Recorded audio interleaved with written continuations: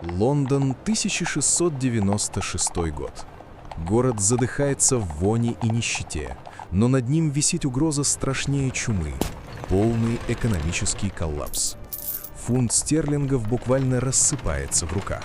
Монеты обрезаны, переплавлены и подделаны настолько, что торговля остановилась, а солдаты готовы к бунту.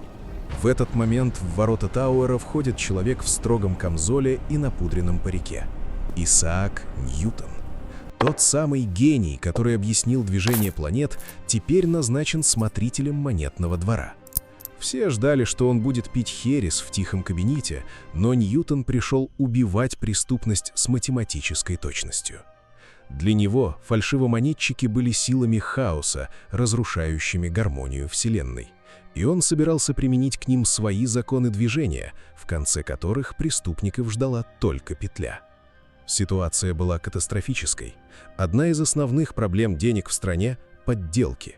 Это была системная атака, поддерживаемая враждебной Францией.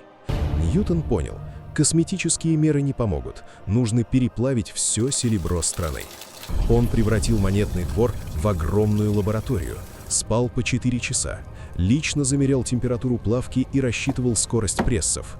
Но пока Ньютон создавал идеальную валюту, в трущобах Лондона хозяйничал его главный враг – Уильям Челленер, мошенник, гадалка и мастер манипуляций, который считал себя не менее гениальным, чем Ньютон. Ньютон подошел к охоте на людей как к решению уравнения. Он создал первую в истории картотеку спецслужб, имена, связи, почерки граверов. В Тауэре он развернул сеть шпионов, подкупая проституток и воров, чтобы те стали глазами в самых грязных притонах Сити.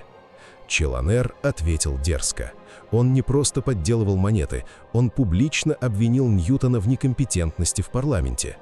Это стало его роковой ошибкой. Ньютон был патологически мстителен. Он начал личную вендетту, изучая фальшивки Челленера под линзой, находя микроскопические улики, которые выдавали руку мастера. Ученый перешел к психологическому давлению. Он лично проводил допросы в темных подвалах Тауэра.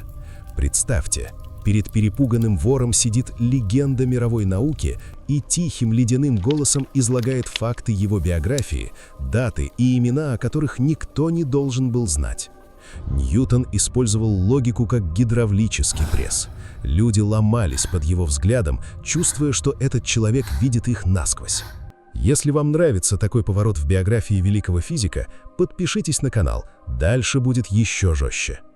Чтобы окончательно уничтожить Челленера, он завел черную книгу, куда заносил каждое слово, перехваченное его агентами. Когда Челленер попытался подкупить свидетелей, он не знал, что они уже работают на Ньютона. В 1699 году капкан захлопнулся. На суде в Олд-Бейли Ньютон выступил не как чиновник, а как воплощение неотвратимого закона природы. Он представил математически безупречную цепочку доказательств, против которой любая ложь Челленера рассыпалась в прах. Приговор был страшен.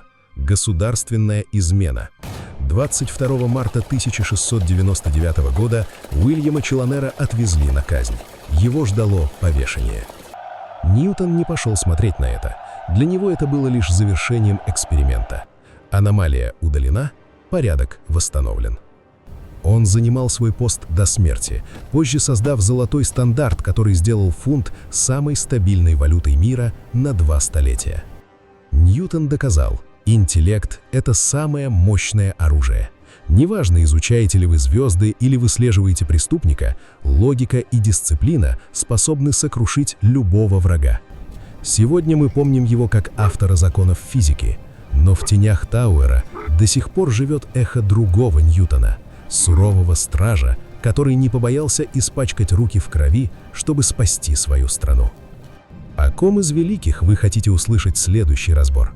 Пишите в комментариях и до встречи в новых видео.